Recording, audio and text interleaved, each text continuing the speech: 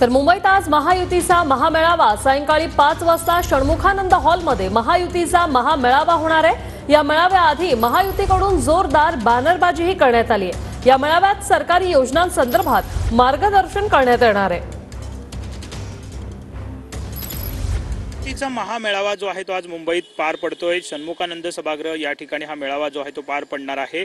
महायुतीतले प्रमुख नेते मंडळी त्याचप्रमाणे आमदार खासदार पदाधिकारी सगळेच या ठिकाणी मेळाव्याला उपस्थित असतील। मेळाव्याच्या बाहेर आपण जर पाहिलं तर अशा पद्धतीने पोस्टर्स जे आहेत ते लावण्यात आलेले पाहायला मिळतात। महायुतीचा महामेळावा अशा आशयाचा हा पोस्टर्स आहे आणि त्यावरती प्रमुख ज्या योजना आता बजेटमध्ये सरकारने जाहीर केलेल्या आहेत या योजनांची माहिती यावरती टाकण्यात आलेली आपल्याला पाहायला मिळते।